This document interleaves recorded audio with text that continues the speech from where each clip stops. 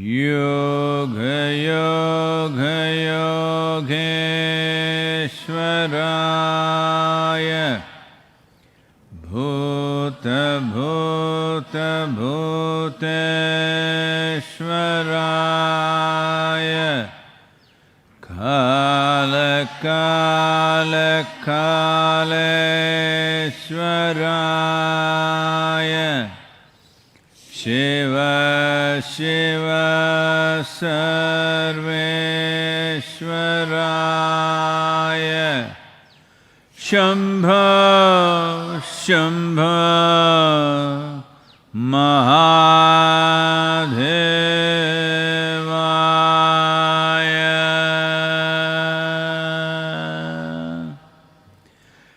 योगयोगयोगेश्वराय भूतभूतभूतेश्वराय कालकालकालेश्वराय शिव शिव सर्वेश्वराय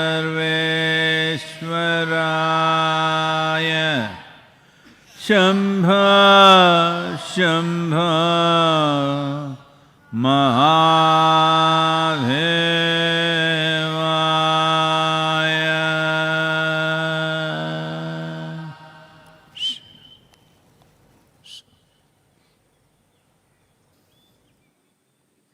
सभी को नमस्कारम। आज तमिल नया साल है। आप शायद सोच रहे होंगे कि एक साल में कितने नए साल के दिन होते हैं। तो ये अलग अलग कैलेंडरों के कारण है। आखिरकार पृथ्वी गोल है और ये घूम रही है। आप कहाँ से गिनना शुरू करते हैं वो आपके ऊपर है। अलग अलग संस्कृतियों ने नए साल को उस दिन से गिनना शुरू किया जो उनके लिए एक नई शुरुआत के मायने में सबसे महत्वपूर्ण है। तमिलनाडु या तमिल संस्कृति, जो पृथ्वी पर सबसे पुरानी कृषि संस्कृतियों में से एक है, 14 अप्रैल को नया साल मानती है, जब सूर्य के पृथ्वी से संबंध में एक बदलाव होता है।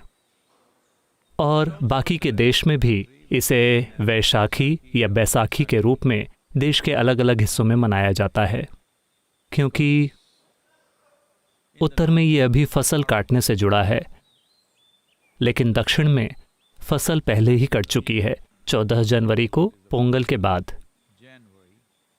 अब ये खेतों को तैयार करने का समय है, जिसे एक बहुत ही पवित्र कर्तव्य माना जाता है। तो इससे पहले कि हम खेतों को फिर से छुएं, हमने फसल काटने के बाद इसे कुछ समय के लिए बिना छुए छोड़ दिया है। अब इससे पहले कि हम फिर से जाकर खेतों में अपने हल रखें, इसे एक नई शुरुआत माना जाता है। तो ये तमिल लोगों के लिए नया साल है।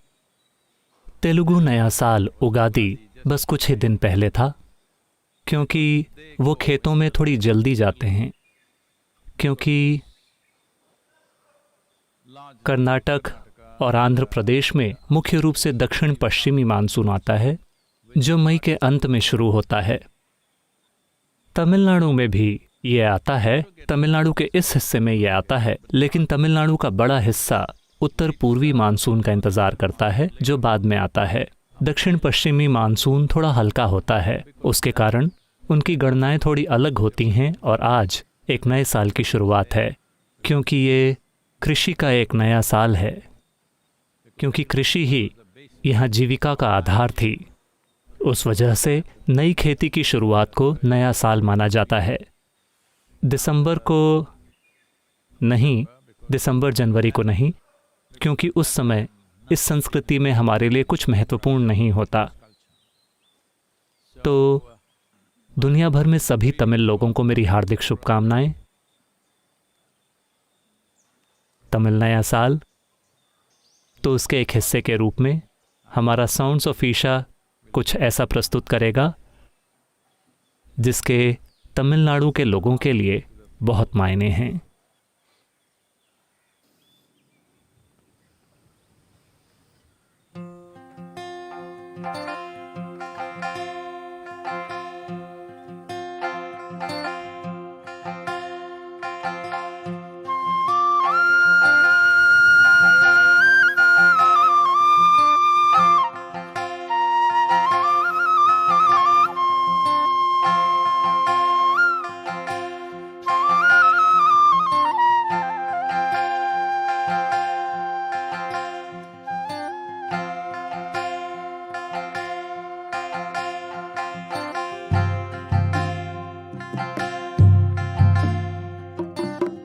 வெயிலோ புயல் மழையோ வெளியில தான் விளையாட்டு.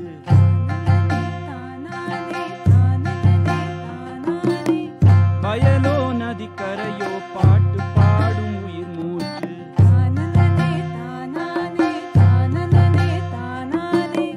பசுமை கண்ணிறைய பார்க்கத்தான் உயிரும் பாட்டு பாடும் கேட்கத்தான்.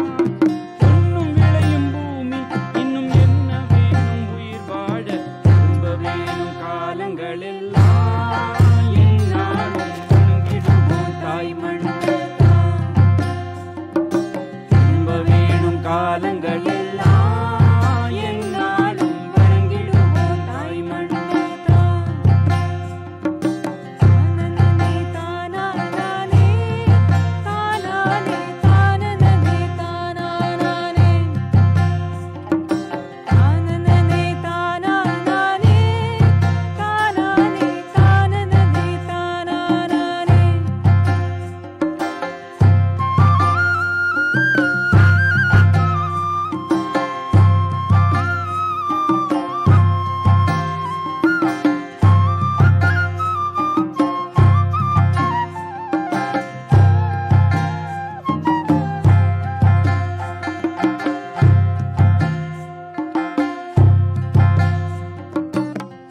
உயர்வாய் வாழ்ந்தாலும் பணிவேதான் பண்பாடு.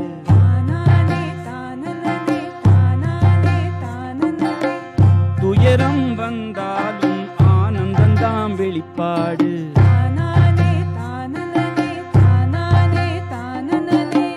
பொங்கி உயர்ந்திடும் உற்சாகந்தான் எதற்கும் சலிக்காத வேகந்தான். உயிரில் தெளிக்கும் மக்கள் இன்னும் என்ன வேணும் தமிழ் வாழ. திரும்பிடுமே காலங்கள் எல்லாம் எந்நாளும் வணங்கிடுவோம் தாய் மண்ணதான். திரும்பிடுமே காலங்கள் எல்லாம் எந்நாளும் வணங்கிடுவோம் தாய் மண்ணதான்.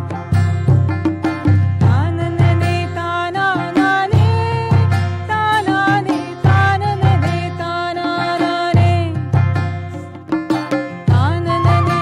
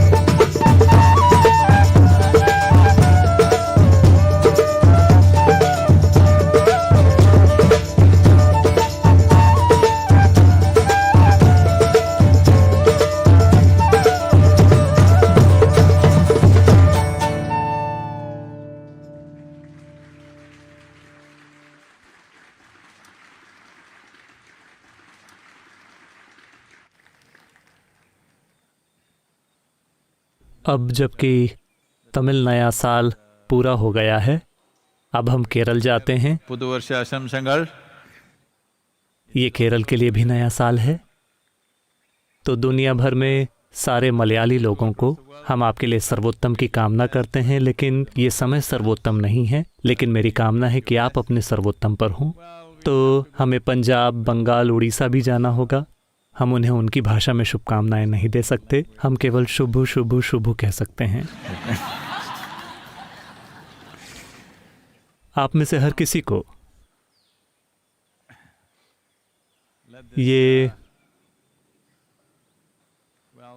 परिस्थिति काफी भयानक है, फिर भी कई सारे लोग बहस कर रहे हैं। अरे क्या वाकई इसकी जरूरत है? चलो बाहर चलकर हम अपना काम करते हैं, देखते हैं क्या होता है। देखिए, पिछली बार जब कोई हवाई यात्रा नहीं थी, जब लोगों का इतना ज्यादा आवागमन नहीं था जैसा आज है, पिछली बार जब ये हुआ था सन 1918 में, स्पेनिश फ्लू ने 5 करोड़ लोगों की जान ले ली थी। आप एक बार फिर से कोशिश करना चाहते हैं? नहीं, मेरे ख्याल से किसी को आपको रोकना होगा। सरकार यही करने की कोशिश कर रही है, दुनिया भर की सरकारें यही करने की कोशिश कर रही हैं। जिन्होंने लॉकडाउन जल्दी लागू नहीं किया, दुर्भाग्य से वो देश काफ़ी ज़्यादा दुख झेल रहे हैं। अमेरिका में 24,000 से ज़्यादा मौतें हो चुकी हैं। तो ये बाकी की दुनिया के लिए कोई प्रेरणा देने वाली चीज़ नहीं है, क्योंकि सबसे अमीर देश, जहां सबसे ऊंचे स्तर का इंफ्रास्ट्रक्चर उपलब्ध है, अगर वो इस हालत में चला जाता है तो दूसरे देशों का क्या होगा? ये एक बहुत डरावनी स्थिति है। तो भारत में इसे सीमित कर लिया गया है, लेकिन वायरस पर जीत हासिल नहीं हुई है। हमने सिर्फ इसे सीमित किया है। इन जीवाणुओं की प्रकृति को जानते हुए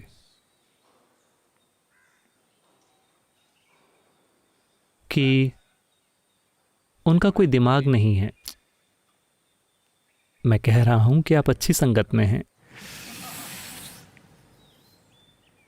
वे शायद 1 कोशिकीय या शायद 2 या 3 कोशिकाओं वाले हैं, लेकिन कोई दिमाग नहीं है। लेकिन वो करने को आमादा हैं जो वो करना चाहते हैं। उन्हें पता है कि वो क्या चाहते हैं उनके अपने जीवन के लिए, और वो बार बार लगातार उस दिशा में काम करेंगे। वो आपकी तरह नहीं है। 3 हफ्ते घर पर, अचानक आपको लगा कि कुछ नहीं होगा, आपकी प्राथमिकताएं बदल जाएंगी। वे ऐसे नहीं हैं, उनकी प्राथमिकताएं नहीं बदलती। वो बस लगे रहते हैं, लगे रहते हैं, लगे रहते हैं। हम आपसे कहते रहे हैं, निश्चल तत्वम जीवन मुक्ति ही। उद्देश्य की एक अटूट भावना ही मुक्ति है। तो उनमें उद्देश्य की एक अटूट भावना है और उन्हें मुक्ति की जरूरत नहीं है। वो आपको मुक्त करने को तैयार हैं। तो इसे हल्के में नहीं लिया जाना चाहिए। दुर्भाग्य से एक जटिल दिमाग बहुत सारे लोगों के लिए फायदा नहीं बन पाया है। किसी भी दूसरे प्राणी के मुकाबले हमारे पास ये सबसे बड़ा फायदा है कि हमारे पास एक जटिल सेरेब्रल कॉर्टेक्स है, जिससे हम चीज़ों को कई आयामों से देख सकते हैं। दुर्भाग्य से बहुत सारे मनुष्यों के लिए ये क्षमता स्पष्टता लाने के बजाय हर चीज़ के बारे में लगातार एक धुंधली उलझन भरी स्थिति ले आई है।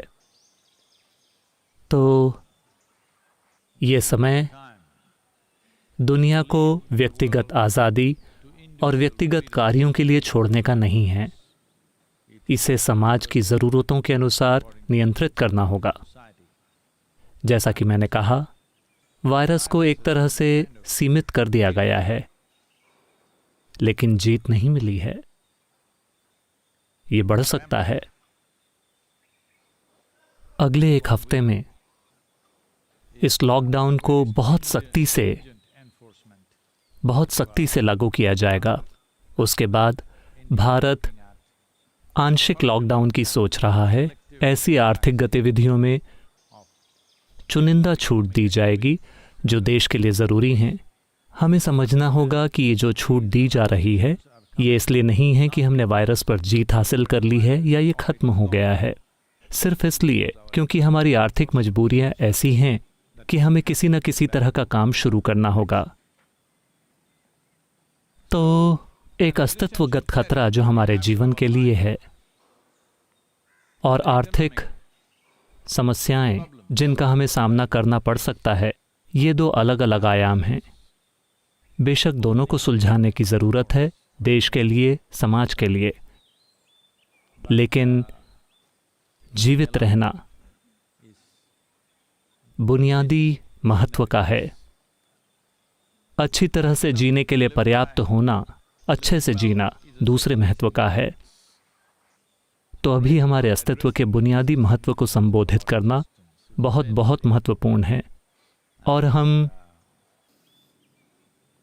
पुराने लॉकडाउन के बारे में भूल जाएंगे। हम एक नया लॉकडाउन शुरू करेंगे। ये नए साल का दिन है, ताज़ा। तो पिछले 3 हफ्तों का बोझ सिर पर मत रखिए। 3 मई तक नया लॉकडाउन है। नया लॉकडाउन, पुराना हमने छोड़ दिया। ये एक नया लॉकडाउन है। चलिए नए लॉकडाउन का आनंद लें, इसका बेहतरीन इस्तेमाल करें और ये देखें कि हम अपने आसपास के सभी लोगों के लिए सबसे अच्छा क्या कर सकते हैं। हमारे वॉलंटियर्स एक अद्भुत कार्य कर रहे हैं। स्थानीय क्षेत्रों में सभी प्रवासी श्रमिकों के लिए खाना देने के मामले में मुझे लगता है कि आज शायद उन्होंने करीब 3000 लोगों की सेवा की है। यह और अधिक बढ़ेगा और हमारे ऊपर एक स्तर का आर्थिक बोझ डालेगा, लेकिन दुनिया भर के लोग इसे संभव बनाने में हमारा सहयोग करते रहे हैं। एक बार फिर उन सभी को धन्यवाद जो इसे संभव बनाने में आर्थिक रूप से हमारा सहयोग करते रहे हैं। हम बेंगलुरु क्षेत्र में कर्नाटक सरकार के साथ भी कुछ इसी तरह की गतिविधि में शामिल होने की कोशिश कर रहे हैं। बातचीत जारी है और वो गतिविधि भी कुछ दिनों में शुरू हो जाएगी। लेकिन जैसा कि मैंने कहा, सबसे महत्वपूर्ण बात, मौलिक जिम्मेदारी ये है कि हम इस वायरस के लिए परिवहन देने का काम न करें, क्योंकि हम परिवहन हैं। इसे हमारी ज़रूरत है। हमारे बिना ये जीवित नहीं रह सकता। तो हम सिर्फ दूरी बनाए रखते हैं, हम बुनियादी अनुशासन बनाए रखते हैं, जो भी दूसरे प्रोटोकॉल हैं जो आप सभी को पहले से ही पता हैं, इन बातों का पालन करके। और सबसे बढ़कर ये समझना कि ये आपके ऊपर थोपा हुआ नहीं है। इसको एक ऐसे अवसर के रूप में देखें जहां आप खुद को बेहतर बना सकते हैं। अगर आप इसे इस तरह से देखते हैं तो अगले 19 दिन या ऐसा कुछ 3 मई तक ये बोझ नहीं होगा। ये कहने के बाद, जैसा कि मैंने कहा, आर्थिक मजबूरियों के कारण हम निश्चित रूप से कुछ हद तक खुल जाएंगे मई के पहले हफ्ते तक। लेकिन शायद वो समय, उम्मीद है कि ऐसा ना हो, लेकिन शायद वो समय ऐसा हो जब वायरस अपने मौके का इंतज़ार करेगा और फिर तेजी से फैलने लगेगा। तो मकसद ये है कि हम आर्थिक नुकसान उठाने के लिए तैयार हैं, लेकिन हम जीवन के नुकसान को सीमित करना चाहते हैं। अभी यही नज़रिया है, यही प्राथमिकता है। प्लीज़, खासकर आप में से जो जवान हैं और सोचते हैं कि मुझे कुछ नहीं होगा।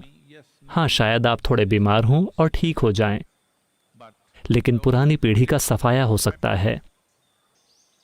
अगर युवा लोग गैर जिम्मेदाराना व्यवहार करते हैं तो पुरानी पीढ़ी पूरी तरह से खत्म हो सकती है। तो कृपया जिम्मेदारी से पेश आएं। ये सिर्फ आपके बारे में नहीं है, ये हर किसी के बारे में है। लोगों की एक पीढ़ी के रूप में हमें इससे सफलतापूर्वक बाहर आना है। यही इसके बारे में महत्वपूर्ण है। यह सवाल रूप का है। नमस्कारम सद्गुरु, आपकी कृपा से मुझे पिछले साल आश्रम में आकर रहने का सौभाग्य प्राप्त हुआ।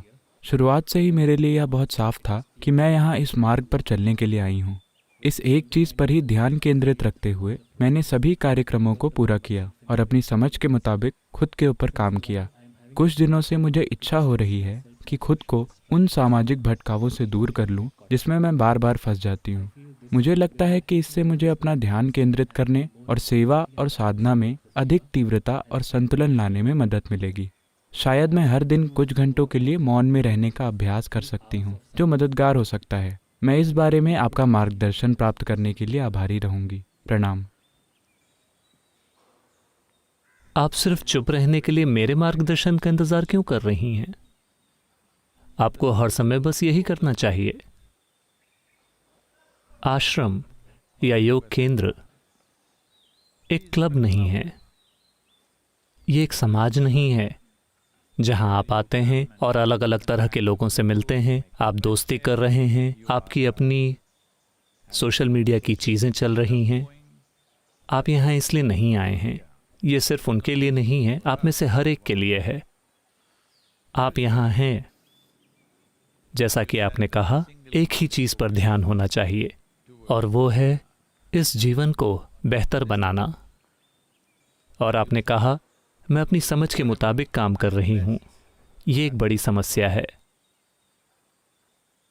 मैंने सोचा कि हर पहलू कि आपको अपना जीवन कैसे जीना है, आपको कैसे सांस लेनी है, आपको कैसे बैठना है, आपको कैसे खड़े होना है, क्या खाना है, क्या नहीं खाना है, कब, क्या, कहाँ, हर चीज़ बताई जा चुकी है।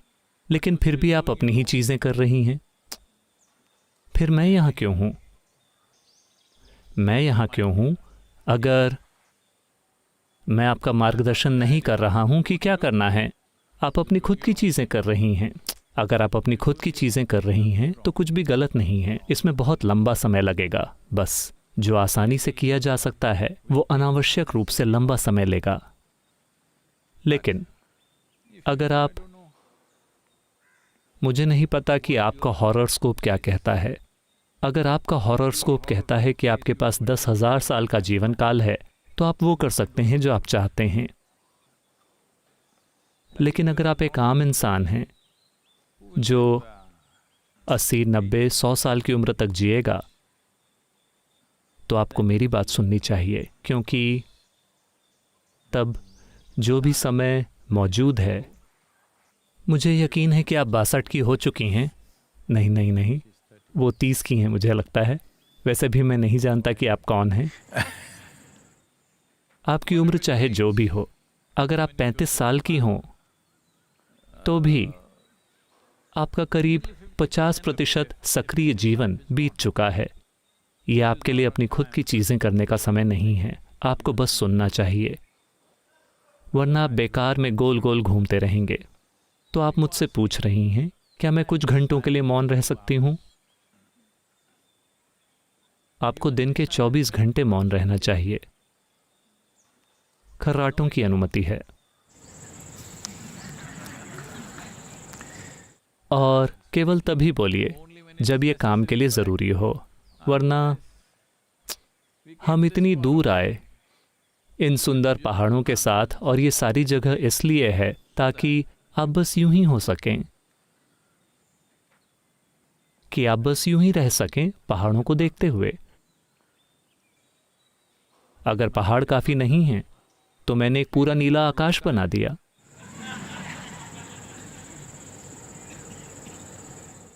आपको जीवन से जुड़ना चाहिए। ये कोई समाज नहीं है। आप यहाँ हैं अपनी व्यक्तिगत आकांक्षा के लिए। आप यहाँ एक समाज बनाने के लिए नहीं हैं।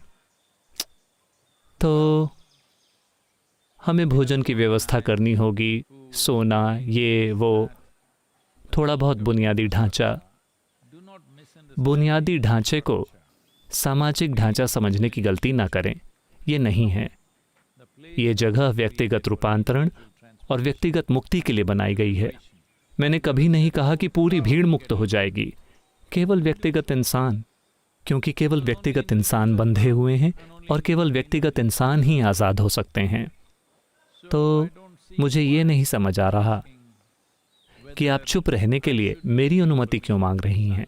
अगर आपने मुझसे पूछा होता कि सद्गुरु क्या मैं बोल सकती हूँ, फिर मैं कहता ठीक है 3 शब्द बोलिए। अब जब आप पूछती हैं क्या मैं मौन रह सकती हूं, मुझे नहीं पता कि मैं क्या कहूं, आपको मौन ही रहना चाहिए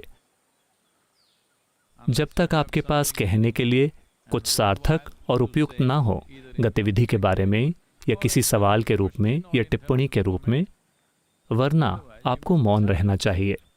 मौन रहने से अधिक सबसे महत्वपूर्ण बात यह है कि आपको इस मजबूरी को किनारे रखना चाहिए कि आपको हर समय लोगों से बात करनी है, या तो इस तरह से या इस तरह से। अभी कम से कम आप मास्क के साथ थोड़े दबे हुए हैं। किसी के साथ बातचीत करने की ये चाहत, ये मत सोचिए कि आपके पास कहने के लिए कुछ शानदार है। बातचीत करने की ये चाहत इसलिए आ रही है क्योंकि आप इसके बिना अधूरा महसूस करते हैं। हम चाहते हैं कि आप इसी का समाधान ढूंढें, बचने की कोशिश ना करें। आप अपने अधूरेपन के एहसास से बचने की कोशिश मत कीजिए, उसका सामना कीजिए। ऐसा क्यों है? जब ये जीवन एक संपूर्ण जीवन के रूप में आया है तो ये अधूरापन क्यों महसूस कर रहा है? हमें इस पर ध्यान देना होगा, हमें इसका सामना करना होगा। इससे बचने की कोशिश नहीं करनी है, बातें करके अपना ध्यान बटाकर। आप सभी, रूप और अरूप, हर कोई बातचीत नहीं। आप ऐसा क्यों नहीं करते? ये अच्छा वक्त है, लॉकडाउन का वक्त। लॉक, मुझे लगा कि हम पहले से ही लॉकडाउन में थे जहां तक इसकी बात आती है। जब काम के लिए जरूरी है तो आप कुछ कहें, वरना आपकी खुशी, आपका इरादा, आपका प्यार जिसे आप व्यक्त करना चाहते हैं उसे व्यक्त कीजिए। आप देखेंगे कि इसके लिए आपको हर दूसरे जीवन पर ध्यान देना होगा। बस यूं ही कुछ कहना नहीं, बस यूं ही एक मैसेज भेजना नहीं, आपको ध्यान देना होगा। ध्यान देना हमेशा अच्छा होता है। ध्यान बिना किसी इरादे के, ये सबसे अच्छी चीज है जो आप खुद के लिए कर सकते हैं। मौन का यही अर्थ है, आप सतर्क हैं लेकिन आपका कोई इरादा नहीं है। शोर इसलिए होता है क्योंकि आपका एक इरादा है। जैसे ही आपके पास इरादा होता है, ये काम करना शुरू कर देगा। योजनाएं, अनुमान, उल्टे सीधे हिसाब, सब कुछ। यूं ही पूरी तरह से ध्यान देना बिना किसी इरादे के, यही मौन है। इसका मतलब ये भी है कि आप हर तरह के विकल्पों से परे हैं। इसके बारे में क्या, उसके बारे में क्या, आप में ऐसी कोई बात नहीं है। आप ये और ये हैं, और यही आध्यात्मिक प्रक्रिया है। जब आप ये और वो होते हैं तो वो भौतिकतावादी जीवन है।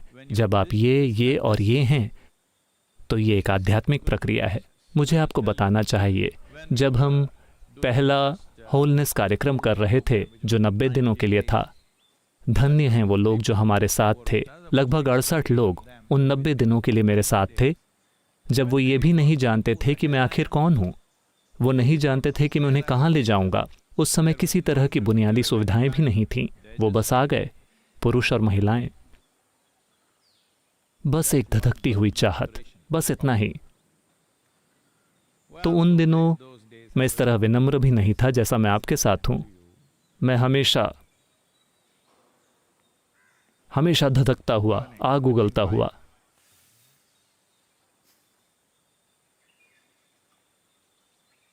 लेकिन वो आए तो मैंने प्रक्रिया शुरू की और मैं बार बार पूछ रहा हूं, बताइए हाँ या ना, हम ये करने वाले हैं, हाँ या ना। ऐसा चलता रहा। 1 हफ्ते या 10 दिनों के बाद एक दिन मैं वापस आया। वो कैवल्य कुटीर थी, बस एक लंबी सी झोंपड़ी जो उन 90 दिनों के दौरान 3 बार पूरी तरह से गिर गई। हमें उसे वापस बनाना पड़ा मानसून की तेज हवाओं के कारण। और जब मैं आया, वहाँ केवल एक ब्लैक बोर्ड था। वो हमारी मुख्य सुविधा थी जिससे कोई भी संदेश दिया जाता था। उस समय कोई स्मार्टफोन्स नहीं थे, कोई मैसेज नहीं, सिर्फ एक मैसेज बोर्ड था, ब्लैक बोर्ड जिसके साथ एक चौक का टुकड़ा था अगर कोई लिखना चाहे तो। जब मैं वापस आया, सद्गुरु हाँ और हाँ उन्होंने लिख रखा था। मैंने पूछा ये क्या है? नहीं सद्गुरु, अब से आप ये मत पूछिए कि हाँ या ना, हमारी सिर्फ हाँ और हाँ है। मैंने कहा अगर आप वास्तव में हाँ और हाँ हैं तो मैं आपके साथ बहुत कुछ कर सकता हूँ। और हमने कई आयामों की चीज़ें खोल दी जिसे हम एक बार फिर से दोहरा नहीं पाए हैं, सिर्फ इसलिए क्योंकि हाँ या ना। क्या मुझे मौन हो जाना चाहिए? आपको सिर्फ ये पूछना चाहिए कि क्या मैं बोल सकती हूँ। हाँ, आपको मुझसे ये कभी नहीं पूछना चाहिए कि क्या मुझे मौन हो जाना चाहिए। सद्गुरु, क्या मैं बोल सकती हूँ? मैंने 10 सालों से कुछ नहीं बोला है, क्या मैं बोल सकती हूँ? हाँ, आज आप गा सकती हैं। मैं बोलने के लिए नहीं, गाने के लिए कहूँगा। तो आपके मौन होने के लिए कुछ भी नहीं है।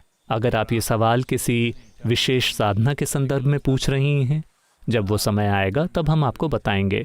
अभी जो साधना हाथ में है, जो साधन आपके पास हैं, उन्हें अभी भी पूरी तरह से उपयोग नहीं किया गया है। अगर आप उनका पूरा उपयोग कर लेती हैं तो आप चिंता मत कीजिए, मैं आपको ज़रूर बुलाऊंगा। योग योग योगेश्वराय भूत भूत भूतेश्वराय काल काल कालेश्वराय शिव शिव सर्वेश्वराय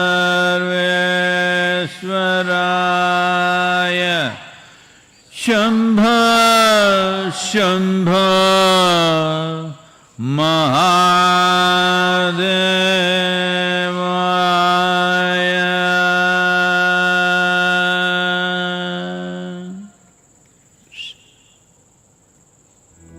योग योग योगेश्वराय भूत भूत भूतेश्वराय काल काल कालेश्वराय शिव शिव सर्वेश्वराय शंभो शंभो